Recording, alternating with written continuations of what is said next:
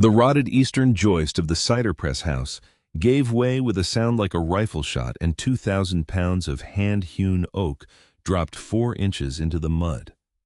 Caleb Thorne didn't shout. He didn't have the breath for it. He threw his bare shoulder against the main crossbeam, his boots skidding through the wet red clay of the Shenandoah Valley as iron-heavy timber pinned him against the stone foundation. The air left his lungs in a sharp, agonizing hiss. Above him, the ancient shingle roof groaned, sagging under the weight of a coming mountain storm. One wrong twitch of his leg, one shift in the earth below, and the entire structure would collapse, burying him beneath 2 generations of hardwood and broken iron. He dug his heels deeper into the freezing sludge. His jaw clenched so tight a muscle in his cheek quivered. His arms trembled under the immense crushing weight, every sinew in his 38-year-old frame screaming in protest. The sky above the ridge was turning the bruised dark purple of a fresh mountain storm, casting long, menacing shadows across the valley floor. Caleb knew no one was coming to help him.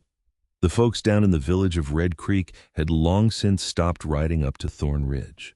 They viewed the sprawling, decaying apple orchard as a cursed place, and its owner as a bitter, ghost-haunted recluse who preferred the silence of his lost family to the company of men. Through the haze of pain and cold sweat stinging his eyes, Caleb heard the rhythmic, deliberate crunch of footsteps approaching through the dead autumn grass. A small figure rounded the corner of the press house. She didn't gasp, nor did she panic. Clara Montgomery took in the scene in a single practiced glance: the fractured joist, the shifting clay, the man pinned beneath a dying building. She immediately dropped the heavy canvas satchel she carried over her shoulder. "Don't move your left foot, Mr. Thorne." Her voice rang out steady and surprisingly clear against the rising mountain wind. "If you displace that shale rock under your heel, the load-bearing angle shifts straight onto your ribs." Before Caleb could grunt a response, Clara lunged toward a pile of discarded cedar fence posts lying near the corral. She dragged a 6-foot timber to the edge of the foundation, jammed the tapered end beneath the sagging crossbeam, and hoisted an iron pry bar from her satchel. Using a granite boulder as a fulcrum, she threw her entire body weight onto the bar, the cedar post creaked, taking the brunt of the load. "Now," she commanded, "step back, right now." Caleb shoved himself free, rolling onto his hands and knees in the red mud, just as a cascade of loose earth slid into the gap. He sat back on his heels, his chest heaving, wiping blood and iron-tainted dirt from a shallow cut on his temple. His dark eyes narrowed and guarded rose to meet the woman standing above him. Clara Montgomery stood just over 5 feet tall, wrapped in a faded wool shawl that had seen too many winters. Her hands, exposed to the biting November frost, were raw and calloused, yet her posture was as rigid as the Virginia pine behind her. At 24, she carried a heavy, quiet dignity that belied her age, a dignity forged in the crucible of public shame. The Valley people knew her only as the convict's daughter, the child of a disgraced bridge engineer, whose alleged negligence had cost the county a fortune and landed him in a federal penitentiary. "You're trespassing, Miss Montgomery!" Caleb grunted, his voice sounding like 2 dry river stones grinding together. He pushed himself up, towering over her, though his right shoulder hitched from the strain. The sign by the road is plain enough even for a Montgomery. Clara didn't flinch at the mention of her family name. She reached into her apron pocket and pulled out a folded piece of yellowed paper, holding it out between them. The top line bore the crisp dark ink of Silas Vance, the village apothecary and Bahua merchant. It was a notice of debt, $50 gold for a seasonal supply of digitalis and wool blankets, due before the first heavy snowfall, or Clara's frail grandmother Nana Evelyn would be turned out of her room into the county infirmary ward. "The sign at Vance's store says you're looking for a hand to fix your press house and brace the upper orchard well before the freeze," Clara said, her blue eyes locking onto his with unwavering focus. "You've driven off 3 men this season because you expect them to work like oxen and keep quiet as stones. I don't care about your temper, Mr. Thorne, and I don't care about your silence. I need $50. Caleb let out a short, harsh laugh that held no humor. He gestured bitterly at the sagging building and her small frame. "I need a crew of grown men with broad axes and draft horses, girl.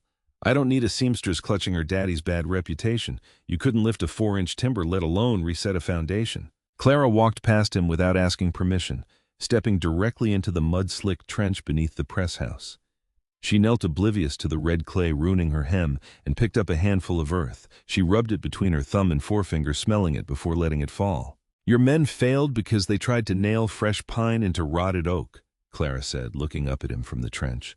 Her voice held the quiet authority of a person who understood the hidden laws of the earth. Your foundation isn't failing because the timber is old, Mr. Thorne. It's failing because the spring runoff from the upper ridge washes the topsoil out from beneath the eastern wall every April. You are building on a sliding shelf of shale. My father taught me how to read earth displacement before he was taken away. I know why your barn is falling, and I know how to stop it. Caleb watched her, his expression tightening. Mentioning her father was a dangerous gamble in this county.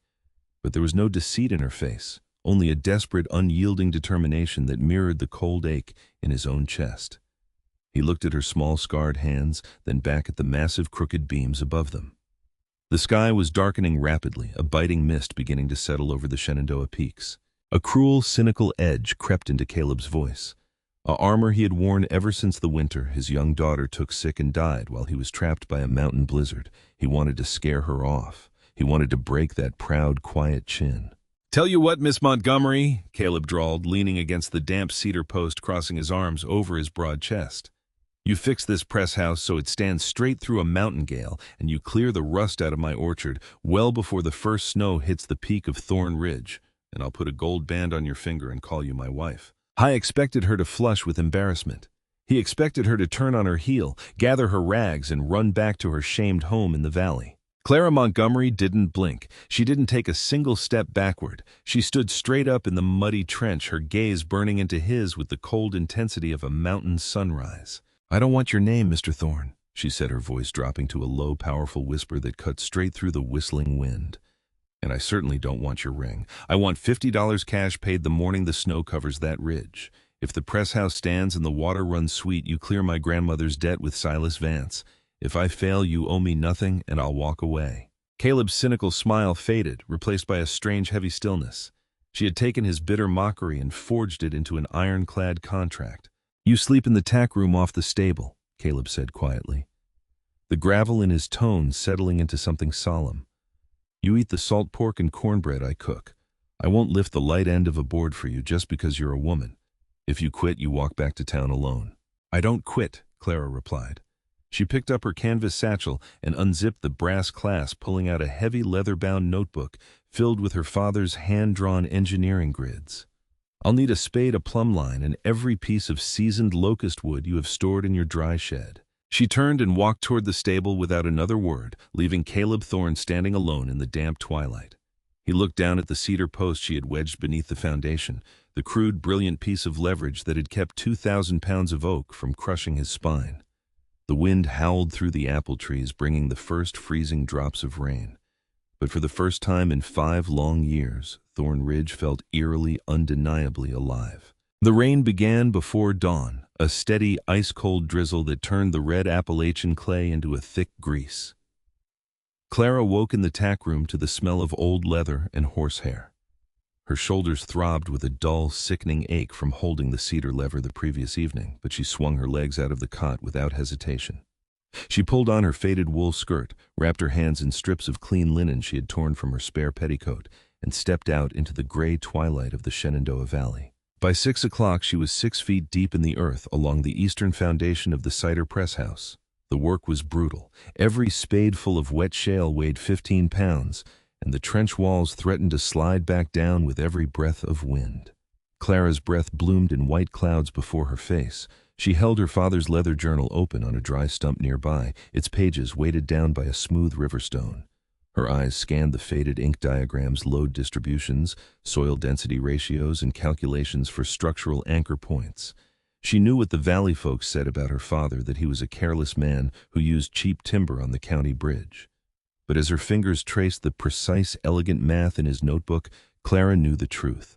Her father hadn't been careless. He had been framed by men who wanted a scapegoat for their own cut corners. From the high wooden fence of the corral, Caleb Thorne watched her. He stood beside a half-broken bay gelding, an unlit pipe clamped between his teeth. He had expected her to be gone by sunrise, or at least sitting in the kitchen nursing her raw, blistered palms. Instead, he saw her small frame rising and falling with the rhythm of a seasoned laborer, her shovel slicing clean into the stubborn earth. Caleb felt a strange, uncomfortable knot form in his chest. It was easier to hate the world when everyone in it was soft and selfish. Seeing this young woman bleed into the mud for the sake of her dying grandmother forced open a door in his mind he had nailed shut years ago. Around me, known. Caleb walked past the trench carrying a heavy wooden bucket of hot lard and salt pork. Without saying a word, he dropped a pair of his own thick leather work gloves into the dirt at her feet. "They're too big for you," Caleb muttered, his voice gravelly from disuse.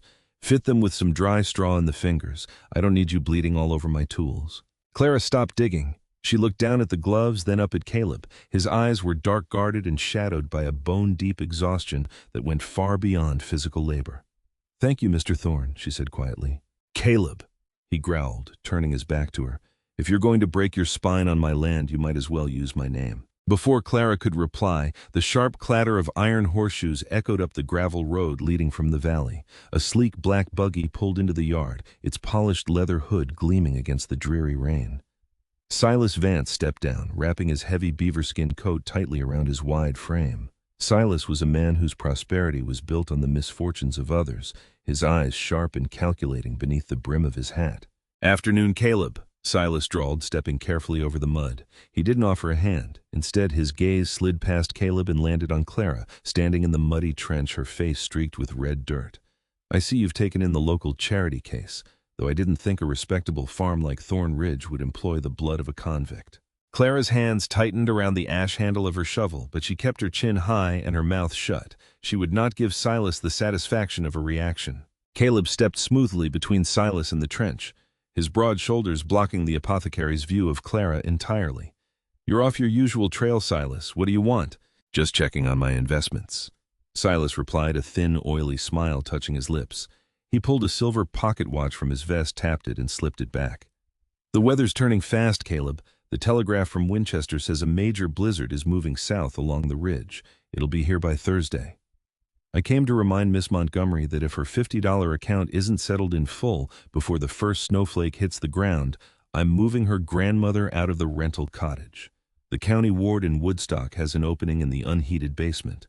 "The agreement was the first snow," Clara called out from the trench, her voice firm despite the cold trembling in her limbs. "Not before. I'm amending the terms due to the impending storm, girl," Silas sneered, looking around Caleb's shoulder. "A business cannot run on the promises of a ruined family." He turned his cold eyes back to Caleb. "You'd do well to throw her off your land now, Thorne. Her father couldn't build a footbridge that held 5 head of cattle. She'll have this press house down on your head before the week is out." Caleb took one long step forward, closing the distance between himself and the apothecary. He towered over the older man, his chest heaving, his fists clenched at his sides. "You've said your piece, Silas. Now get off my ridge before I throw you off." Silas blinked, startled by the sudden dangerous heat in Caleb's eyes. He backed toward his buggy, gathering his reins with trembling fingers. "Thursday morning, Thorne. $50 in cash or the old woman goes into the ward." As the buggy rattled away down the mountain, silence settled over the homestead, heavy and suffocating. Clara climbed out of the trench, her chest tight with panic. Thursday was only 2 days away. 2 days to finish excavating, set the massive locust timber pillars, brace the crumbling wall, and filter the rusted iron out of the upper orchard well. Caleb turned to her. The anger in his face had settled into a grim, dark resolve. He looked at her bare hands, then down at the deep trench she had cut into the shale. He walked over to the dry shed, kicked open the heavy double doors, and began dragging out the massive 500-pound locust wood beams he had stored there 5 years ago. "Stop standing there gaping, Clara," Caleb said, his voice cutting through the rising wind. "The rain's turning into sleet. We've got 2 days to build a foundation that Silas Vance can't break." By Wednesday afternoon, the rain had turned into a howling sheet of sleet that stung the skin like thrown needles. The temperature plummeted, freezing the mud at the top of the trench into a jagged crust, while the bottom remained a soup of liquid earth. The mountain sky turned the dull, bruised color of lead, and the wind screamed through the bare oak trees on the ridge. Clara stood in the knee-deep mud, her fingers so numb inside Caleb's oversized work gloves that she could barely feel the rough hemp rope in her palms. Above her, rigged to the heavy rafters of the cider press house, a block and tackle groaned under immense strain. The first 500-pound locust beam hung suspended in midair, swaying wildly with every blast of the mountain gale. "Keep your footing, Clara!" Caleb shouted over the roar of the wind. He was down in the trench beneath the beam, his coat cast aside despite the freezing cold, his flannel shirt soaked through with sweat and icy rain. His broad back strained as he shoved his shoulder against the swinging timber, guiding its massive base toward the deep footing Clara had carved into the underlying granite shelf. If that beam swings wide, it'll take out the eastern wall entirely. Clara planted her boots into the frozen shale at the edge of the pit, leaning her entire body weight backward against the rope. Her muscles burned her lungs, gasping for air in the freezing mist. She watched Caleb's face tight with exertion, his dark eyes locked onto the granite ledge below. "Lower away," Caleb roared. Clara eased the slack out of the line inch by agonizing inch. The massive timber dropped into the carved stone pocket with a heavy, satisfying thud that vibrated straight through the soles of her boots. They didn't pause to celebrate. The sky was darkening rapidly and the barometer was crashing. Dr. Arthur Pendleton had ridden past the farm an hour earlier, his horse lathered in sweat, bringing a final warning from the valley. Silas Vance had already lined up the county wagon to haul Nana Evelyn to the Woodstock Infirmary basement at dawn on Thursday. There was no time left for error. They hoisted the second beam, then the third, working together like two halves of a single desperate machine. They spoke only in short functional commands. Caleb provided the raw, unstoppable force. Clara provided the precise engineering geometry, adjusting the plumb lines and calculating the exact load angles. With every post set into the bedrock, the tension between them shifted.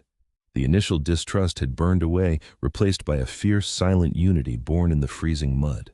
Then, as they prepared to set the final diagonal cross-brace, disaster struck. Caleb slammed a heavy iron pry bar against the original wooden sill plate of the press house, the horizontal oak beam intended to anchor the top of the new locust pillars. Instead of ringing solid, the iron bar sank 4 inches deep into soggy, crumbling rot. The interior of the main sill was completely waterlogged, hollowed out by years of unnoticed decay. Clara gasped, dropping to her knees at the edge of the pit. No, it's dead wood." Caleb swore, driving his fist into the muddy earth. The entire structural plan relied on bolting the new locust braces directly into that main sill. If they attempted to bolt heavy iron fasteners into that rotted oak, the tension under a heavy snow load would tear the wall apart like wet paper. "It's over."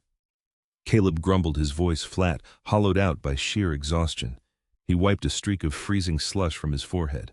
"We can't bolt to dead wood, Clara. The first 10 inches of snowfall will collapse the entire roof. We lose the work." Clara stared into the pit, her heart hammering wildly against her ribs. She thought of her grandmother's fragile, rattling breath in that cold rental room. She thought of Silas Vance's sneering face. She thought of her father's leather notebook, its pages filled with calculations derived from bridges built over bottomless swamps. "We don't pull it," Clara whispered, her eyes lighting up with a sudden fierce realization.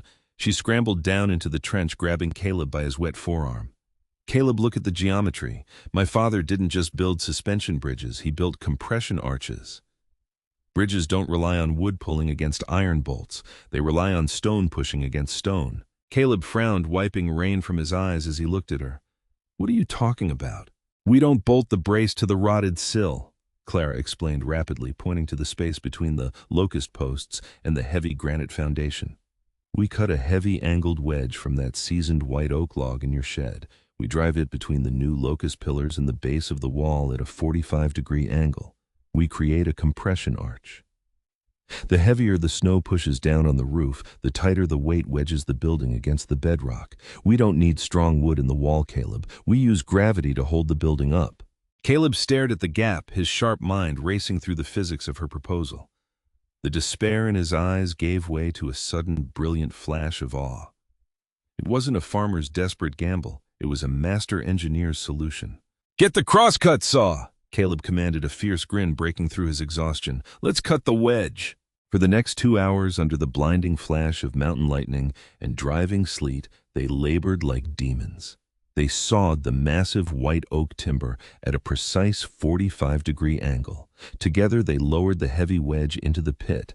Caleb swung a 20-pound sledgehammer with brutal rhythmic power, striking the oak wedge again and again. Clang, clang, clang. With every strike of the hammer, the terrible groaning strain in the ancient press house grew quieter. On the 7th strike, the wedge locked into the granite shelf with a sound like iron locking into a vault. The sagging roof frame visibly straightened. The wall stopped moving. The structure settled heavily, permanently onto its new foundation. It held. Caleb dropped the sledgehammer into the mud and fell back against the newly braced wall, his chest heaving rain, plastering his hair to his forehead. Clara sank down into the slush beside him, her body trembling violently from cold and sheer exhaustion. Caleb turned his head and looked at her. She was covered in red clay, her hands bleeding through his oversized gloves, shivering uncontrollably. Yet a small, triumphant smile rested on her lips. Something inside Caleb broke open completely, a hard, frozen shell of grief that had encased his heart for 5 long years. He reached out, took her small frozen hand in his broad palm, and squeezed it gently. "The building is solid, Clara," Caleb said softly, his voice cutting through the roar of the storm. "Now let's go clear your well." At dawn on Thursday, the mountain broke open in a blinding whiteout. The blizzard had arrived, driving freezing winds across the Shenandoah Valley and burying Thorn Ridge under 3 feet of drifting snow. Clara and Caleb stood beside the upper orchard, well wrapped in heavy wool blankets against the biting gale. The tripod they had built over the well shaft held firm against the wind. The old rusted iron casing had been pulled the previous night, replaced by fired clay bricks packed tightly with river mud to seal out the alkaline limestone dust. Clara stepped to the edge of the pit, her face pale with exhaustion. She released the brake on the wooden winch, sending the tin bucket plunging 40 feet into the dark earth. Caleb stepped beside her, placing his broad, calloused hands over hers on the wooden crank. Together they turned the wheel, hauling the heavy load up from the depths. When the bucket surfaced, Caleb unhooked it and set it on the frozen snow. Clara knelt, her breath blooming in white clouds, and dipped a tin cup into the water. She lifted it to her lips and took a slow sip. The bitter metallic taste of iron rust was entirely gone. The water was crystal clear, sweet and freezing cold. "It's pure, Caleb," Clara whispered, looking up at him as tears threatened to spill over her cold cheeks. The clay held. Caleb looked from the sweet water to the cider press house standing behind them. The newly braced eastern wall took the full force of the mountain gale without a single creak. The compression arch held the weight of the heavy snow exactly as Clara's father had calculated. "The ridge is fixed," Caleb said, his voice deep and steady against the howling wind. He reached down, grasped her gloved hand, and pulled her to her feet. "Now we go get your grandmother." Caleb hitched his 2 heaviest draft horses to the big wooden freight wagon, but he did not leave it empty. Hidden beneath a heavy oilcloth tarp in the wagon bed was a brand-new cast-iron parlor stove he had secretly purchased weeks ago, already fitted with a piping stack. He loaded the stove with dry hickory logs, struck a match, and set a roaring fire inside the bed of the wagon. He covered the entire rear frame with thick canvas tarps and down quilts, transforming the open wagon into a warm, rolling shelter. They rode down the mountain through the blinding snow, the draft horses plowing through the drifts. When they pulled up to Silas Vance's apothecary in the village, the streets were deserted, the town shuddered against the storm. Caleb kicked the front door open, stepping inside with Clara at his side. Silas Vance stood behind the wooden counter, his eyes widening in shock as Caleb reached inside his heavy wool coat. Caleb pulled out a leather pouch, untied the string, and slammed 50 gold dollars onto the glass counter. The heavy coins clinked sharply in the quiet shop. $50, paid in full," Caleb said, his voice dangerously calm, echoing through the room. "The debt is settled." Silas stared at the gold, then at Clara, his face turning sour. "The debt is settled, yes," Silas stammered, pulling the coins toward himself. "But the weather changed, Thorn. I have the right to clear my rental rooms for paying travelers." "You aren't moving her anywhere, Silas," Caleb cut in, taking a menacing step toward the counter, "because she's coming home with us." Clara ran to the small back room of the apothecary. There, shivering beneath thin blankets, lay Nana Evelyn, her breathing shallow and frail.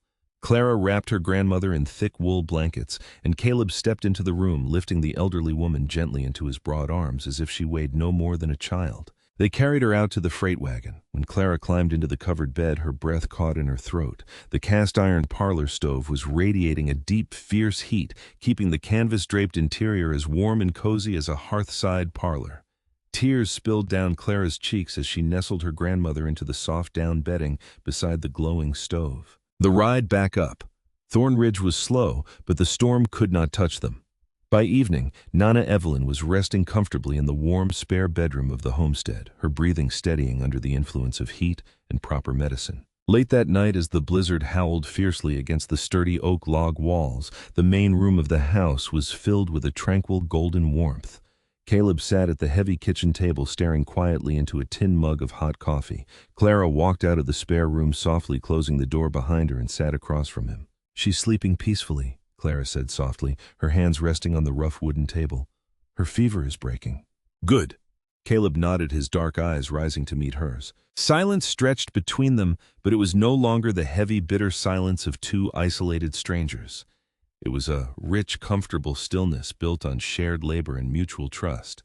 "The press house is standing," Clara said quietly, tracing the edge of her cup. "The water is sweet. The debt is paid." Caleb leaned forward, placing his large, scarred palm flat on the wooden table between them, offering the space to her.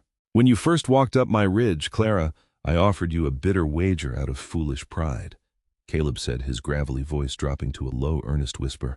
"I thought a man had to stay hard and alone to survive the pain of this world. I was wrong. You didn't just fix my foundation, Clara. You saved my life." Clara looked at his open hand, then up into his dark, steady eyes. She saw a man who had carried his own grief in silence, a man who had stood beside her in the freezing mud and fought for her family's honor when the rest of the world turned away. "I don't need a marriage born of a debt, Caleb," Clara whispered softly. "Neither do I." Caleb replied, his fingers gently reaching across the table to cover hers. "I just wanted a partner, someone who knows how to build a foundation that won't wash away when the storm hits." A soft, genuine smile broke across Clara's face. She closed her fingers around his, anchoring her hand in his steady warmth. Outside, the mountain wind screamed across the Shenandoah Valley, burying the world under feet of cold snow. But inside the sturdy walls of Thorn Ridge, the fire burned bright, casting long golden light across the hearth where a new life built on honor, trust, and unyielding love had finally taken root.